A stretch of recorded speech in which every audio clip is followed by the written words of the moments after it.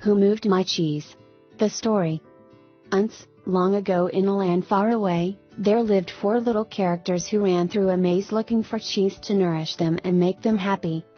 2 were mice, named Sniff and Scurry, and 2 were little people, beings who were as small as mice but who looked and acted a lot like people today. Their names were Hem and Haw. Due to their small size, it would be easy not to notice what the 4 of them were doing. But if you looked closely enough, you could discover the most amazing things. Every day the mice and the little people spent time in the maze looking for their own special cheese. The mice, Sniff and Scurry, possessing simple brains and good instincts, searched for the hard nibbling cheese they liked, as mice often do. The 2 little people, Hem and Haw, used their complex brains, filled with many beliefs and emotions, to search for a very different kind of cheese, with a capital C, which they believed would make them feel happy and successful. As different as the mice and little people were, they shared something in common. Every morning, they each put on their jogging suits and running shoes, left their little homes, and raced out into the maze looking for their favorite cheese. The maze was a labyrinth of corridors and chambers, some containing delicious cheese. But there were also dark corners and blind alleys leading nowhere. It was an easy place for anyone to get lost. However, for those who found their way, the maze held secrets that let them enjoy a better life. The mice, Sniff and Scurry, used the simple trial and error method of finding cheese. They ran down one corridor, and if it proved empty, they turned and ran down another. They remembered the corridors that held no cheese and quickly went into new areas. Sniff would smell out the general direction of the cheese, using his great nose, and Scurry would race ahead. They got lost, as you might expect, went off in the wrong direction and often bumped into walls. But after a while, they found their way. Like the mice, the 2 little people, Hem and Haw, also used their ability to think and learn from their past experiences. However, they relied on their complex brains to develop more sophisticated methods of finding cheese. Sometimes they did well, but at other times their powerful human beliefs and emotions took over and clouded the way they looked at things. It made life in the maze more complicated and challenging. Nonetheless, Sniff, Scurry, Hem and Haw all discovered, in their own way, what they were looking for. They each found their own kind of cheese one day at the end of one of the corridors in Cheese Station C. Every morning after that, the mice and the little people dressed in their running gear and headed over to Cheese Station C. It wasn't long before they each established their own routine. Sniff and Scurry continued to wake early every day and race through the maze, always following the same route. When they arrived at their destination, the mice took off their running shoes, tied them together and hung them around their necks, so they could get to them quickly whenever they needed them again. Then they enjoyed the cheese. In the beginning, Hem and Haw also raced toward Cheese Station C every morning to enjoy the tasty new morsels that awaited them. But after a while, a different routine set in for the little people. Hem and Haw woke each day a little later, dressed a little slower, and walked to Cheese Station C. After all, they knew where the cheese was now and how to get there. They had no idea where the cheese came from, or who put it there. They just assumed it would be there. As soon as Hem and Haw arrived at Cheese Station C each morning, they settled in and made themselves at home. They hung up their jogging suits, put away their running shoes and put on their slippers. They were becoming very comfortable now that they had found the cheese. "This is great," Hem said. "There's enough cheese here to last us forever." The little people felt happy and successful, and thought they were now secure. It wasn't long before Hem and Haw regarded the cheese they found at Cheese Station C as their cheese. It was such a large store of cheese that they eventually moved their homes to be closer to it, and built a social life around it. To make themselves feel more at home, Hem and Haw decorated the walls with sayings and even drew pictures of cheese around them which made them smile. One read: sometimes Hem and Haw would take their friend's bike to see their pile of cheese at Cheese Station C, and point to it with pride, saying, "Pretty nice cheese, hub?" Sometimes they shared it with their friends and sometimes they didn't. "We deserve this cheese," Hem said. "We certainly had to work long and hard enough to find it." He picked up a nice fresh piece and ate it. Afterward, Him fell asleep, as he often did. Every night the little people would waddle home, full of cheese, and every morning they would confidently return for more. This went on for quite some time. After a while Hem's and Haw's confidence grew into the arrogance of success. Soon they became so comfortable they didn't even notice what was happening. As time went on, Sniff and Scurry continued their routine. They arrived early each morning and sniffed and scratched and scurried around Cheese Station C, inspecting the area to see if there had been any changes from the day before. Then they would sit down to nibble on the cheese. One morning they arrived at Cheese Station C and discovered there was no cheese. They weren't surprised. Since Sniff and Scurry had noticed the supply of cheese had been getting smaller every day, they were prepared for the inevitable and knew instinctively what to do. They looked at each other, removed the running shoes they had tied together and hung conveniently around their necks, put them on their feet and laced them up. The mice did not overanalyze things. To the mice, the problem and the answer were both simple. The situation at Cheese Station C had changed. So, Sniff and Scurry decided to change. They both looked out into the maze. Then Sniff lifted his nose, sniffed, and nodded to Scurry, who took off running through the maze, while Sniff followed as fast as he could. They were quickly off in search of new cheese. Later that same day, Him and Haw arrived at Cheese Station C. They had not been paying attention to the small changes that had been taking place each day, so they took it for granted their cheese would be there. They were unprepared for what they found. "What? No cheese?" Him yelled. He continued yelling, "No cheese? No cheese?" as though if he shouted loud enough someone would put it back. "Who moved my cheese?" he hollered. Finally, he put his hands on his hips, his face turned red, and he screamed at the top of his voice, "It's not fair." Haw just shook his head in disbelief. He, too, had counted on finding cheese at Cheese Station C. He stood there for a long time, frozen with shock. He was just not ready for this. Him was yelling something, but Haw didn't want to hear it. He didn't want to deal with what was facing him, so he just tuned everything out. The little people's behavior was not very attractive or productive, but it was understandable. Finding cheese wasn't easy, and it meant a great deal more to the little people than just having enough of it to eat every day. Finding cheese was the little people's way of getting what they thought they needed to be happy. They had their own ideas of what cheese meant to them, depending on their taste. For some, finding cheese was having material things. For others it was enjoying good health or developing a spiritual sense of well-being. For Haw, cheese just meant feeling safe, having a loving family someday and living in a cozy cottage on Cheddar Lane. To him, cheese was becoming a big cheese in charge of others and owning a big house atop Camembert Hill. Because cheese was important to them, the two little people spent a long time trying to decide what to do. All they could think of was to keep looking around Cheeseless Station C to see if the cheese was really gone. While Sniff and Scurry had quickly moved on, Him and Haw continued to hem and haw. They ranted and raved at the injustice of it all. Haw started to get depressed. What would happen if the cheese wasn't there tomorrow? He had made future plans based on this cheese. The little people couldn't believe it. How could this have happened? No one had warned them. It wasn't right. It was not the way things were supposed to be. Him and Haw went home that night hungry and discouraged. But before they left, Haw wrote on the wall.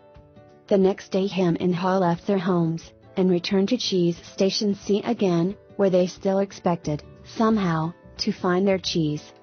The situation hadn't changed, the cheese was no longer there. The little people didn't know what to do. Him and Haw just stood there, immobilized like two statues. Haw shut his eyes as tight as he could and put his hands over his ears.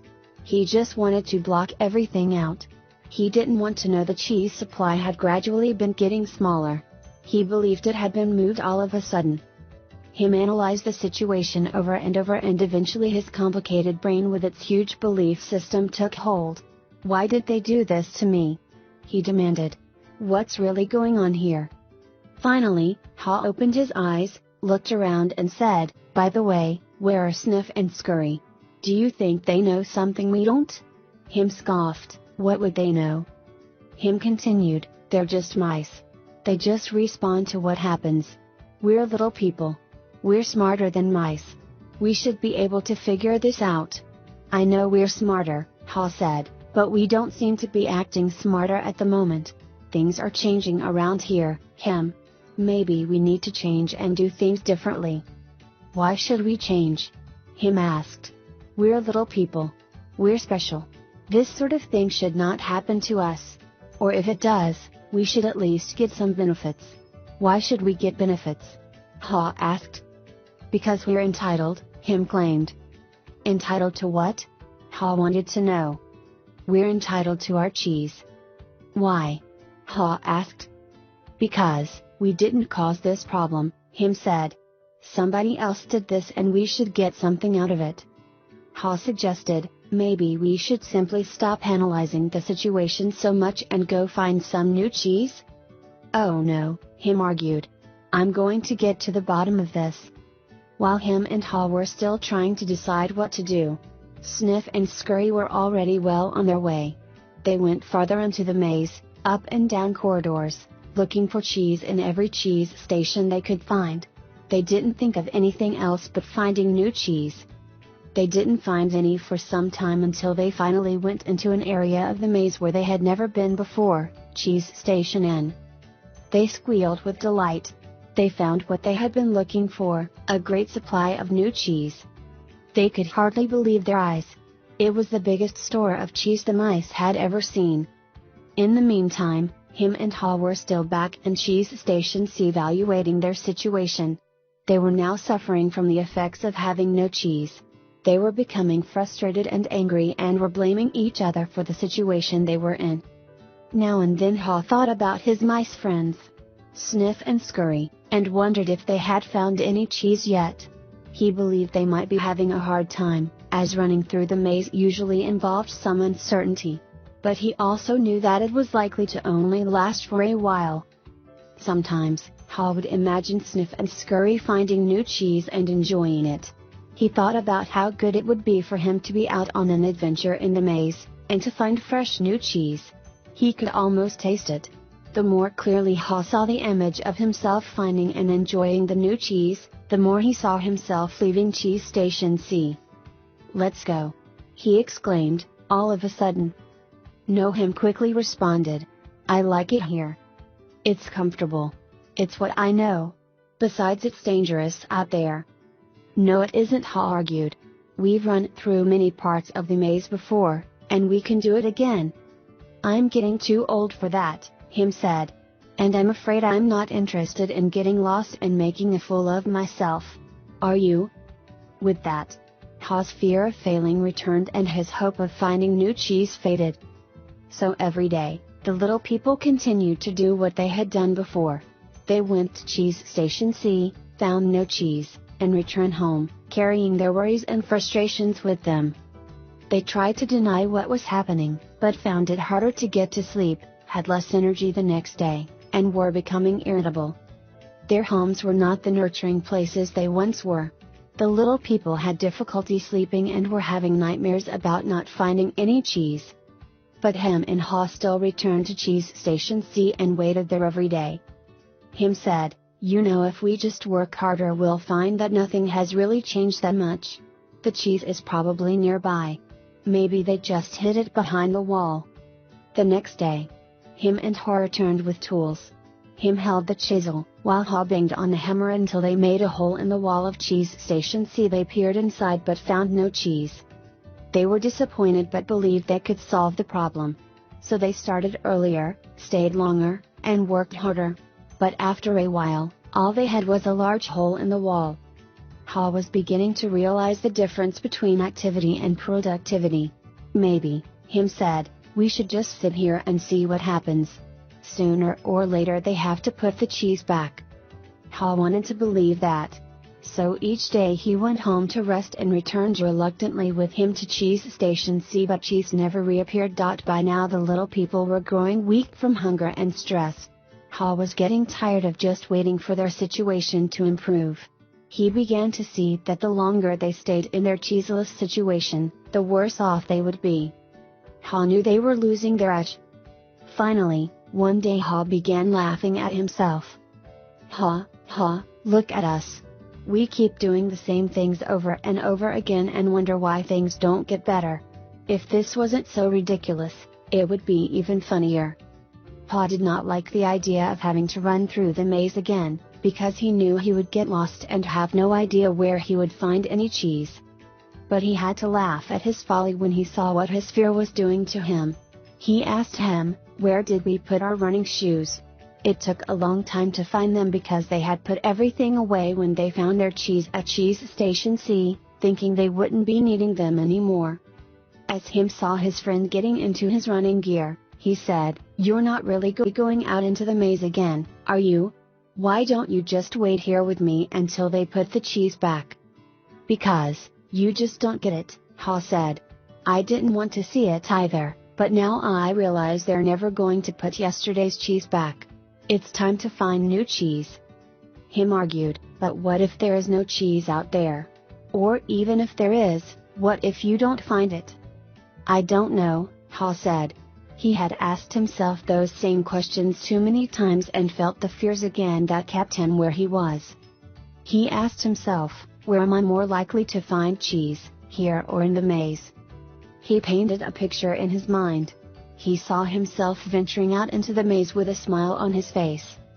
While this picture surprised him, it made him feel good. He saw himself getting lost now and then in the maze, but felt confident he would eventually find new cheese out there and all the good things that came with it. He gathered his courage. Then he used his imagination to paint the most believable picture he could. With the most realistic details, of him finding and enjoying the taste of new cheese. He saw himself eating Swiss cheese with holes in it, bright orange cheddar and American cheeses, Italian mozzarella and wonderfully soft French camembert cheese, and... Then he heard him say something and realized they were still at Cheese Station C. Hal said, "Sometimes, things change and they are never the same again. This looks like one of those times. That's life. Life moves on. And so should we." Hal looked at his emaciated companion and tried to talk sense to him, but Him's fear had turned into anger and he wouldn't listen. Pa didn't mean to be rude to his friend, but he had to laugh at how silly they both looked. As Hal prepared to leave, he started to feel more alive, knowing that he was finally able to laugh at himself, let go and move on. Hal laughed and announced, "It's maze time." Him didn't laugh and he didn't respond. Hal picked up a small, sharp rock and wrote a serious thought on the wall for him to think about. As was his custom, Hal even drew a picture of cheese around it, hoping it would help him to smile, lighten up, and go after the new cheese. But Him didn't want to see it. It read, then, Hal stuck his head out and peered anxiously into the maze. He thought about how he'd gotten himself into this cheeseless situation. He had believed that there may not be any cheese in the maze, or he may not find it. Such fearful beliefs were immobilizing and killing him. Hal smiled. He knew Him was wondering, "Who moved my cheese?" But Hal was wondering, why didn't I get up and move with the cheese, sooner? As he started out into the maze, Hal looked back to where he had come from and felt its comfort. He could feel himself being drawn back into familiar territory, even though he hadn't found cheese here for some time. Hal became more anxious and wondered if he really wanted to go out into the maze. He wrote a saying on the wall ahead of him and stared at it for some time. He thought about it. He knew sometimes some fear can be good. When you are afraid things are going to get worse if you don't do something, it can prompt you into action. But it is not good when you are so afraid that it keeps you from doing anything. He looked to his right, to the part of the maze where he had never been, and felt the fear. Then, he took a deep breath, turned right into the maze, and jogged slowly, into the unknown. As he tried to find his way, Hal worried, at first, that he might have waited too long in Cheese Station C. He hadn't had any cheese for so long that he was now weak. It took him longer and it was more painful than usual to get through the maze. He decided that if he ever got the chance again, he would get out of his comfort zone and adapt to change sooner. It would make things easier. Then, Ha smiled a weak smile as he thought, better late than never. During the next several days, Ha found a little cheese here and there, but nothing that lasted very long. He had hoped to find enough cheese to take some back to him and encourage him to come out into the maze. But Ha didn't feel confident enough yet. He had to admit he found it confusing in the maze. Things seemed to have changed since the last time he was out here. Just when he thought he was getting ahead, he would get lost in the corridors. It seemed his progress was 2 steps forward and 1 step backward. It was a challenge, but he had to admit that being back in the maze, hunting for cheese, wasn't nearly as bad as he feared it might be. As time went on, he began to wonder if it was realistic for him to expect to find new cheese. He wondered if he had bitten off more than he could chew. Then he laughed, realizing that he had nothing to chew on at that moment. Whenever he started to get discouraged, he reminded himself that what he was doing, as uncomfortable as it was at the moment, was in reality much better than staying in the cheeseless situation. He was taking control, rather than simply letting things happen to him. Then he reminded himself, if Sniff and Scurry could move on, so could he. Later, as Ha looked back on things, he realized that the cheese at Cheese Station C had not just disappeared overnight, as he had once believed. The amount of cheese that had been there toward the end had been getting smaller, and what was left had grown old. It didn't taste as good. Mold may even have begun to grow on the old cheese, although he hadn't noticed it. He had to admit, however, that if he had wanted to, he probably could have seen what was coming. But he didn't. Ha now realized that the change probably would not have taken him by surprise if he had been watching what was happening all along and if he had anticipated change. Maybe that's what Sniff and Scurry had been doing. He decided he would stay more alert from now on. He would expect change to happen and look for it. He would trust his basic instincts to sense when change was going to occur and be ready to adapt to it. He stopped for a rest and wrote on the wall of the maze. Sometime later, after not finding cheese for what seemed like a long time, Ha finally came across a huge cheese station, which looked promising. When he went inside, however, he was most disappointed to discover that the cheese station was empty. This empty feeling has happened to me too often, he thought. He felt like giving up. Ha was losing his physical strength. He knew he was lost and was afraid he would not survive. He thought about turning around and heading back to Cheese Station C. At least, if he made it back, and Ham was still there, Ha wouldn't be alone. Then he asked himself the same question again, what would I do if I weren't afraid? Ha thought he was past his fear, but he was afraid more often than he liked to admit, even to himself. He wasn't always sure what he was afraid of, but, in his weakened condition, he knew now he was simply fearful of going on alone. Ha didn't know it, but he was running behind because he was still weighed down by fearful beliefs. Ha wondered if him had moved on, or if he was still paralyzed by his own fears.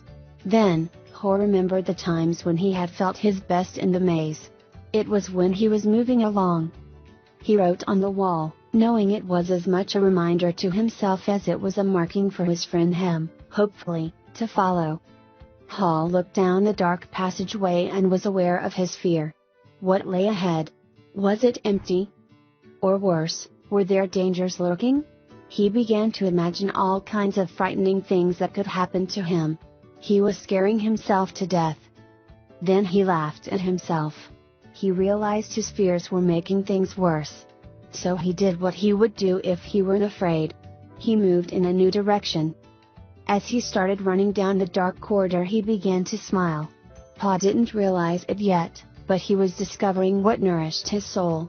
He was letting go and trusting what lay ahead for him, even though he did not know exactly what it was.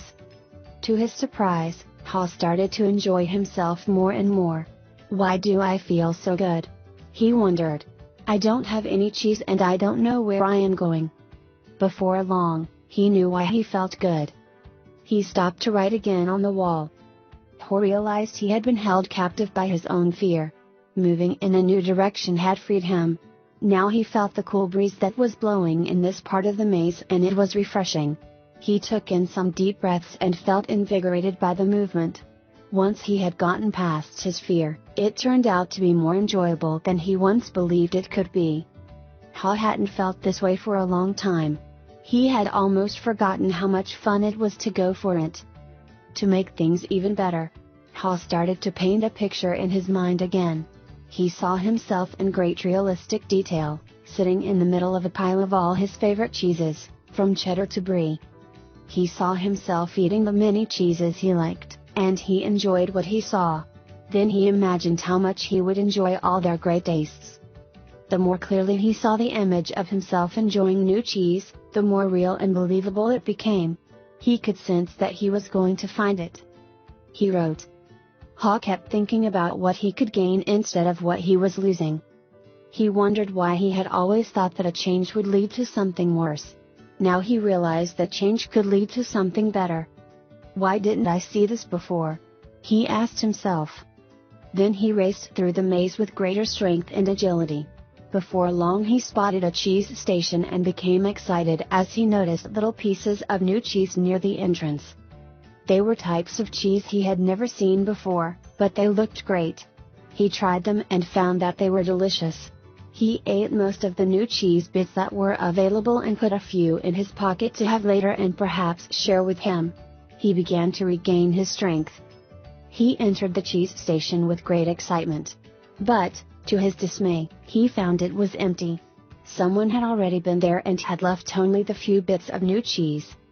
He realized that if he had moved sooner, he would very likely have found a good deal of new cheese here. Ha decided to go back and see if him was ready to join him. As he retraced his steps, he stopped and wrote on the wall. After a while Ha made his way back to cheese station C and found him. He offered him bits of new cheese, but was turned down. Him appreciated his friend's gesture but said, "I don't think I would like new cheese. It's not what I'm used to. I want my own cheese back and I'm not going to change until I get what I want." Ha just shook his head in disappointment and reluctantly went back out on his own. As he returned to the farthest point he had reached in the maze, he missed his friend, but realized he liked what he was discovering. Even before he found what he hoped would be a great supply of new cheese, if ever, he knew that what made him happy wasn't just having cheese.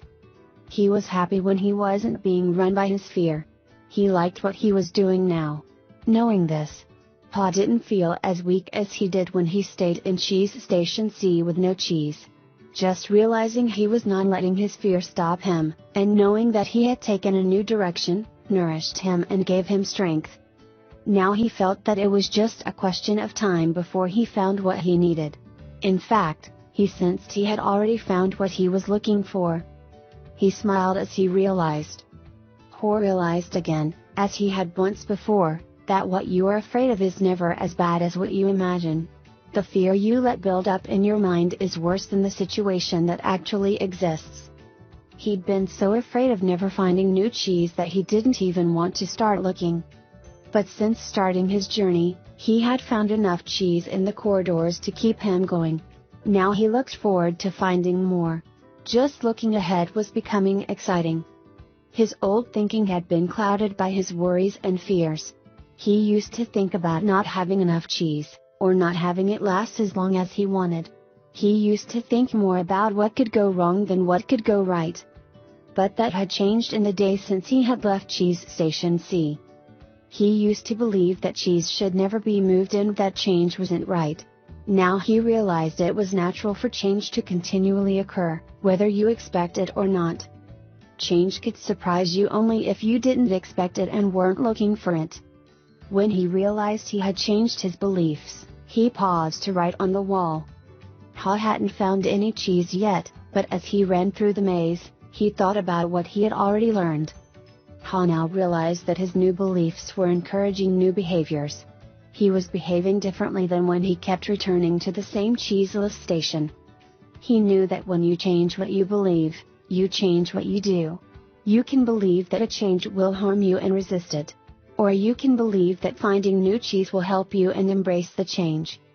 It all depends on what you choose to believe. He wrote on the wall. Ha knew he would be in better shape now if he had dealt with the change much sooner and left Cheese Station C earlier.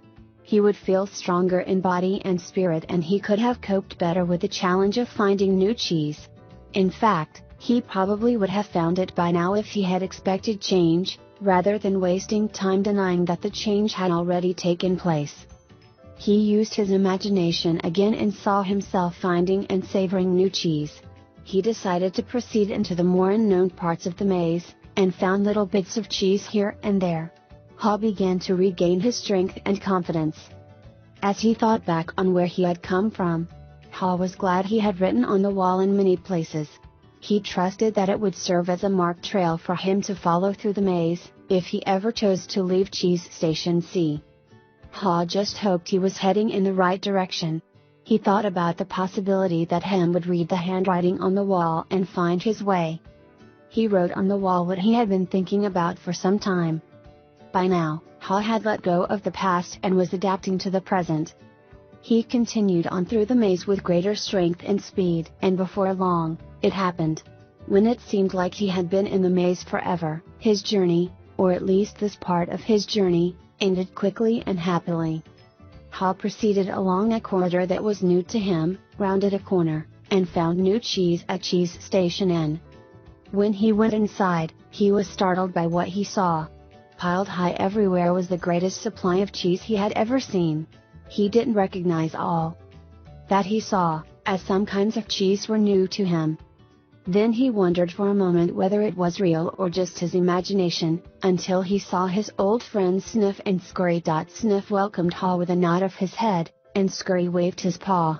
Their fat little bellies shows that they had been here for some time. Ha quickly said his hellos and soon took bites of every one of his favorite cheeses. He pulled off his shoes, tied the laces together, and hung them around his neck in case he needed them again. Sniff and Scurry laughed. They nodded their heads in admiration. Then Ha jumped into the new cheese. When he had eaten his fill, he lifted a piece of fresh cheese and made a toast. Hooray for change! As Ha enjoyed the new cheese, he reflected on what he had learned. He realized that when he had been afraid to change, he had been holding on to the illusion of old cheese that was no longer there. So what was it that made him change? Was it the fear of starving to death? Ha smiled as he thought it certainly helped. Then he laughed and realized that he had started to change as soon as he had learned to laugh at himself and at what he had been doing wrong. He realized the fastest way to change is to laugh at your own folly, then you can let go and quickly move on. He knew he had learned something useful about moving on from his mice friends, Sniff and Scurry. They kept life simple. They didn't overanalyze or overcomplicate things. When the situation changed and the cheese had been moved, they changed and moved with the cheese. He would remember that. Ha had also used his wonderful brain to do what little people do better than mice. He envisioned himself, in realistic detail, finding something better, much better. He reflected on the mistakes he had made in the past and used them to plan for his future. He knew that you could learn to deal with change. You could be more aware of the need to keep things simple, be flexible, and move quickly. You did not need to overcomplicate matters or confuse yourself with fearful beliefs. You could notice when the little changes began so that you would be better prepared for the big change that might be coming. He knew he needed to adapt faster, for if you do not adapt in time, you might as well not adapt at all. He had to admit that the biggest inhibitor to change lies within yourself, and that nothing gets better until you change. Perhaps most importantly, he realized that there is always new cheese out there whether you recognize it at the time, or not. And that you are rewarded with it when you go past your fear and enjoy the adventure. He knew some fear should be respected, as it can keep you out of real danger. But he realized most of his fears were irrational and had kept him from changing when he needed to. He didn't like it at the time, but he knew that the change had turned out to be a blessing in disguise as it led him to find better cheese. He had even found a better part of himself. As Ha recalled what he had learned, he thought about his friend Hem. He wondered if Hem had read any of the sayings Ha had written on the wall at Cheese Station C and throughout the maze. Had Hem ever decided to let go and move on? Had he ever entered the maze and discovered what could make his life better? Or was Hem still hemmed in because he would not change? Ha thought about going back again to Cheese Station C to see if he could find him, assuming that Ha could find his way back there. If he found him, he thought he might be able to show him how to get out of his predicament. But Ha realized that he had already tried to get his friend to change. Him had to find his own way, beyond his comforts and past his fears. No one else could do it for him, or talk him into it. He somehow had to see the advantage of changing himself. Ha knew he had left a trail for him and that he could find his way, if he could just read the handwriting on the wall. He went over and wrote down a summary of what he had learned on the largest wall of Cheese Station N. He drew a large piece of cheese around all the insights he had become aware of, and smiled as he looked at what he had learned. Ha realized how far he had come since he had been with him in Cheese Station C, but knew it would be easy for him to slip back if he got too comfortable. So, each day he inspected Cheese Station N to see what the condition of his cheese was. He was going to do whatever he could to avoid being surprised by unexpected change. While Ha still had a great supply of cheese, he often went out into the maze and explored new areas to stay in touch with what was happening around him. He knew it was safer to be aware of his real choices than to isolate himself in his comfort zone. Then, Ha heard what he thought was the sound of movement out in the maze. As the noise grew louder, he realized that someone was coming. Could it be that Ham was arriving? Was he about to turn the corner? Ha said a little prayer and hoped, as he had many times before, that maybe, at last, his friend was finally able to a discussion. Later that same day, when Michael finished telling the story, he looked around the room and saw his former classmates smiling at him. Several thanked him and said they got a good deal out of the story. Nathan asked the group, "What would you think of getting together later and maybe discussing it?" Most of them said they would like to talk about it, and so they arranged to meet later for a drink before dinner. That evening, as they gathered in a hotel lounge, they began to kid each other about finding their cheese and seeing themselves in the maze. Then Angela asked the group good-naturedly, "So, who were you in the story? Sniff, Scurry, him or Ha?" Carlos answered, "Well, I was thinking about that this afternoon. I clearly remember a time before I had my sporting goods business, when I had a rough encounter with change. I wasn't Sniff, one didn't sniff out the situation and see the change early. And I certainly wasn't Scurry, one didn't go into action immediately. I was more like him, who wanted to stay in familiar territory. The truth is, I didn't want to deal with the change. I didn't even want to see it." Michael, who felt like no time had passed since he and Carlos were close friends in school, asked, "What are we talking about here, buddy?" Carlos said, "An unexpected change of jobs." Michael laughed. "You were fired? Well, let's just say I didn't want to go out looking for new cheese. I thought I had a good reason why change shouldn't happen to me. So, I was pretty upset at the time."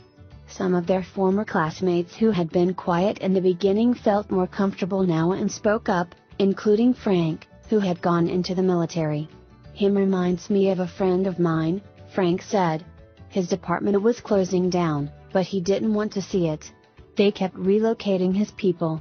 We all tried to talk to him about the many other opportunities that existed in the company for those who wanted to be flexible, but he didn't think he had to change. He was the only one who was surprised when his department closed. Now he's having a hard time adjusting to the change he didn't think should happen."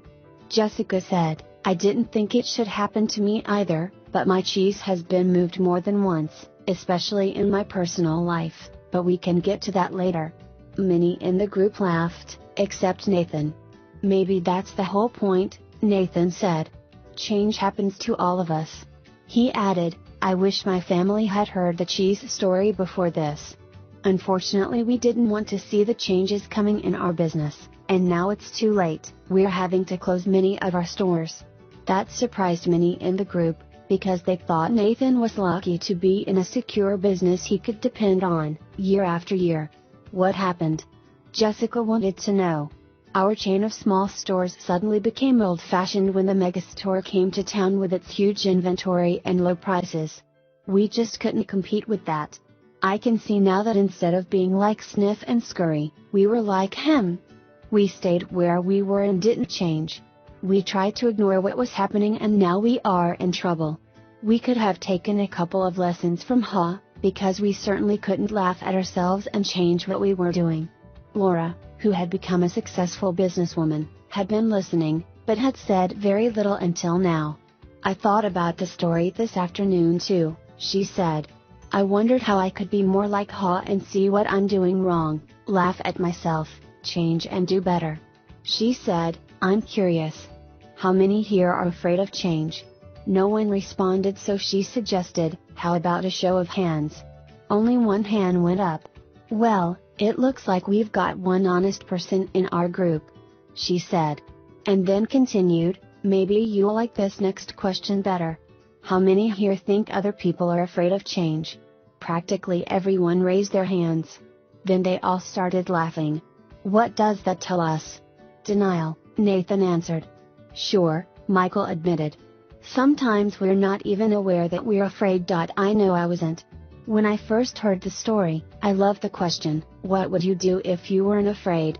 Then Jessica added, well, what I got from the story is that change is happening everywhere and that I will do better when I can adjust to it quickly. I remember years ago when our company was selling our encyclopedia as a set of more than 20 books.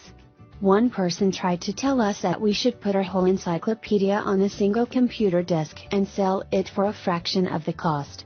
It would be easier to update, would cost us so much less to manufacture, and so many more people could afford it. But we all resisted. Why did you resist? Nathan asked. Because, we believed then that the backbone of our business was our large sales force, who called on people door to door. Keeping our sales force depended on the big commissions they earned from the high price of our product. We had been doing this successfully for a long time and thought it would go on forever. Laura said, maybe that's what it meant in the story about him and Ha's arrogance of success. They didn't notice they needed to change what had once been working. Nathan said, so you thought your old cheese was your only cheese? Yes, and we wanted to hang on to it. When I think back on what happened to us, I see that it's not just that they moved the cheese but that the cheese has a life of its own and eventually runs out. Anyway, we didn't change. But a competitor did and our sales fell badly. We've been going through a difficult time. Now, another big technological change is happening in the industry and no one at the company seems to want to deal with it. It doesn't look good. I think I could be out of a job soon. It's May's time. Carlos called out. Everyone laughed, including Jessica. Carlos turned to Jessica and said, it's good that you can laugh at yourself. Frank offered, that's what got out of the story. I tend to take myself too seriously. I noticed how Ha changed when he could finally laugh at himself and at what he was doing. No wonder he was called Ha. The group groaned at the obvious play on words. Angela asked, do you think that Ham ever changed and found new cheese? Elaine said, I think he did. I don't, Corey said. Some people never change and they pay a price for it. I see people like him in my medical practice. They feel entitled to their cheese. They feel like victims when it's taken away and blame others. They get sicker than people who let go and move on. Then Nathan said quietly, as though he was talking to himself, I guess the question is, what do we need to let go of and what do we need to move on to? No one said anything for a while. I must admit, Nathan said, I saw what was happening with stores like ours in other parts of the country, but I hoped it wouldn't affect us. I guess it's a lot better to initiate change while you can than it is to try to react and adjust to it. Maybe we should move our own cheese. What do you mean? Frank asked. Nathan answered, I can't help but wonder where we would be today if we had sold the real estate under all our old stores and built one great modern store to compete with the best of them. Laura said, maybe that's what Ha meant when he wrote on the wall, savor the adventure and move with the cheese. Frank said, I think some things shouldn't change. For example, I want to hold on to my basic values. But I realize now that I would be better off if I had moved with the cheese a lot sooner in my life. Well, Michael, it was a nice little story, Richard, the class skeptic, said, but how did you actually put it into use in your company? The group didn't know it yet, but Richard was experiencing some changes himself. Recently separated from his wife, he was now trying to balance his career with raising his teenagers. Michael replied, "You know, I thought my job was just to manage the daily problems as they came up, when what I should have been doing was looking ahead and paying attention to where we were going. And boy did I manage those problems, 24 hours a day. I wasn't a lot of fun to be around. I was in a rat race, and I couldn't get out." Laura said, "So you were managing when you needed to be leading." "Exactly," Michael said. "Then when I heard the story of Who Moved My Cheese? I realized my job was to paint a picture of new cheese that we would all want to pursue, so we could enjoy changing and succeeding, whether it was at work or in life." Nathan asked, "What did you do at work?" "Well, when I asked people in our company who they were in the story, I saw we had every one of the 4 characters in our organization. I came to see that the Sniffs, Scurries, Hims and Haws each needed to be treated differently. Our Sniffs could sniff out changes in the marketplace, so they helped us update our corporate vision. They were encouraged to identify how the changes could result in new products and services our customers would want. The Sniffs loved it and told us they enjoyed working in a place that recognized change and adapted in time. Our Scurries liked to get things done, so they were encouraged to take actions based on the new corporate vision. They just needed to be monitored so they didn't scurry off in the wrong direction. They were then rewarded for actions that brought us new cheese. They liked working in a company that valued action and results." "What about the Hims and Haws?" Angela asked. "Unfortunately, the Hims were the anchors that slowed us down," Michael answered. "They were either too comfortable or too afraid to change. Some of our Hims changed only when they saw the sensible vision we painted that shows them how changing would work to their advantage. Our Hims told us they wanted to work in a place that was safe, so the change needed to make sense to them and increase their sense of security. When they realized the real danger of not changing, some of them changed and did well. The vision helped us turn many of our Hims into Haws." "What did you do with the Hims who didn't change?" Frank wanted to know. "We had to let them go," Michael said sadly. "We wanted to keep all our employees, but we knew if our business didn't change quickly enough, we would all be in trouble." Then he said, "The good news is that while our Haws were initially hesitant, they were open-minded enough to learn something new, act differently and adapt in time to help us succeed. They came to expect change and actively look for it. Because they understood human nature, they helped us paint a realistic vision of new cheese that made good sense to practically everyone. They told us they wanted to work in an organization that gave people the confidence and tools to change. And they helped us keep our sense of humor as we went after our new cheese." Richard commented, "You got all that from a little story?" Michael smiled. "It wasn't the story, but what we did differently based on what we took from it."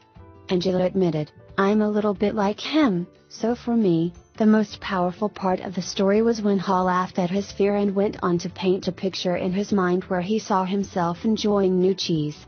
It made going into the maze less fearful and more enjoyable. And he eventually got a better deal. That's what I want to do more often." Frank grinned. "So even Hims can sometimes see the advantage of changing." Carlos laughed, "Like the advantage of keeping their jobs." Angela added, "Or even getting a good raise." Richard, who had been frowning during the discussion, said, "My manager's been telling me our company needs to change.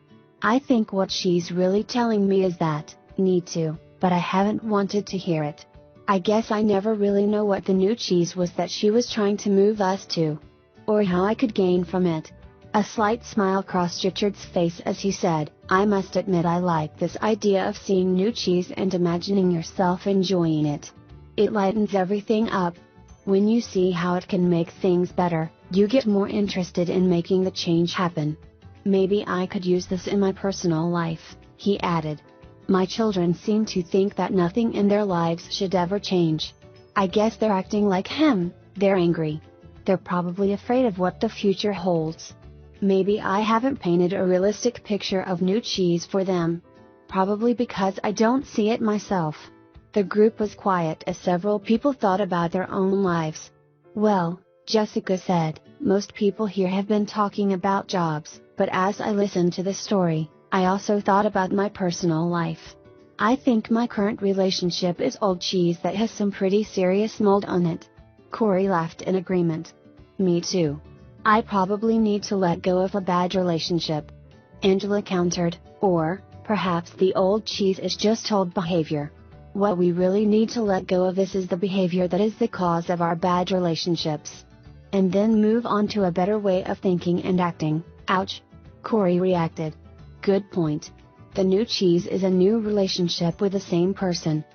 Richard said, I'm beginning to think there is more to this than I thought. I like the idea of letting go of old behavior instead of letting go of the relationship. Repeating the same behavior will just get you the same results. As far as work goes, maybe instead of changing jobs, I should be changing the way I am doing my job. I'd probably have a better position by now if I did. Then Becky, who lived in another city but had returned for the reunion, said, as I was listening to the story and to everyone's comments here, I've had to laugh at myself. I've been like him for so long, hemming and hawing and afraid of change. I didn't realize how many other people did this as well. I'm afraid I've passed it on to my children without even knowing it. As I think about it, I realize change really can lead you to a new and better place, although you're afraid it won't at the time. I remember a time when our son was a sophomore in high school. My husband's job required us to move from Illinois to Vermont, and our son was upset because he had to leave his friends. He was a star swimmer and the high school in Vermont had no swim team. So, he was angry with us for making him move. As it turned out, he fell in love with the Vermont mountains, took up skiing, skied on his college team and now lives happily in Colorado. If we had all enjoyed this cheese story together, over a cup of hot chocolate, we could have saved our family a lot of stress. Jessica said, I'm going home to tell my family this story. I'll ask my children who they think I am, sniff, scurry, him or ha, and who they feel they are. We could talk about what we feel our family's old cheese is and what our new cheese could be. That's a good idea, Richard said, surprising everyone, even himself. Frank then commented, I think I'm going to be more like Ha and move with the cheese and enjoy it. And I'm going to pass this story along to my friends who are worried about leaving the military and what the change might mean to them. It could lead to some interesting discussions. Michael said, well, that's how we improved our business. We had several discussions about what we got from the cheese story and how we could apply it to our situation. It was great because we had language that was fun for us to use to talk about how we were dealing with change. It was very effective, especially as it spread deeper into the company. Nathan asked, what do you mean by deeper? Well, the further we went into our organization, the more people we found who felt they had less power. They were understandably more afraid of what the change imposed from above might do to them. So they resisted change.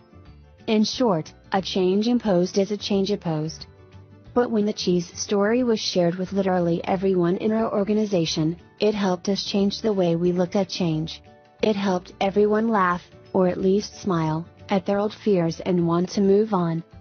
I only wished I'd heard the cheese story sooner, Michael added. How come? Carlos asked. Because by the time we got around to addressing the changes, our business had already fallen off so badly that we had to let people go, as I said earlier, including some good friends. It was hard on all of us. However, those who stayed and most of those who left said the cheese story helped them see things differently and eventually cope better. Those who had to go out and look for a new job said it was hard at first, but recalling the story was a great help to them. Angela asked, what helped them most? Michael replied, after they got past their fear, they told me the best thing was realizing that there was new cheese out there just waiting to be found. They said holding a picture of new cheese in their minds, seeing themselves doing well in a new job, made them feel better, and helped them do better in job interviews. Several got better jobs. Laura asked, what about the people who remained in your company? Well, Michael said, instead of complaining about the changes that were happening, people now said, they just moved our cheese. Let's look for the new cheese. It saved a lot of time and reduced stress. Before long, the people who had been resisting saw the advantage of changing. They even helped bring about change. Corey said, "Why do you think they changed?" "They changed after the peer pressure in our company changed." He asked, "What happens in most organizations you've been in when a change is announced by top management? Do most people say the change is a great idea or a bad idea?" "A bad idea," Frank answered. "Yes," Michael agreed. "Why?" Carlos said, "Because people want things to stay the same and they think the change will be bad for them. When one person says the change is a bad idea, others say the same." "Yes, they may not really feel that way," Michael said, "but they agree in order to fit in. That's the sort of peer pressure that fights change in any organization." Becky asked, "So how were things different after people heard the cheese story?" Michael said simply, "The peer pressure changed. No one wanted to look like him." Everyone laughed. They wanted to sniff out the changes ahead of time and scurry into action, rather than get hemmed in and be left behind. Nathan said, "That's a good point. No one in our company would want to look like him. They might even change. Why didn't you tell us this story at our last reunion? This could work." Michael said, "It does work. It works best, of course, when everyone in your organization knows the story, whether it is in a large corporation, a small business, or your family, because an organization can only change when enough people in it change." Then he offered one last thought. "When we saw how well it worked for us, we passed the story along to people we wanted to do business with, knowing they were also dealing with change. We suggested we might be their new cheese, that is, better partners for them to succeed with. It led to new business." That gave Jessica several ideas and reminded her that she had some early sales calls in the morning. She looked at her watch and said, "Well, it's time for me to leave this cheese station and find some new cheese." The group laughed and began saying their goodbyes. Many of them wanted to continue the conversation but needed to leave. As they left, they thanked Michael again. He said, "I'm very glad you found the story so useful, and I hope that you will have the opportunity to share it with others soon."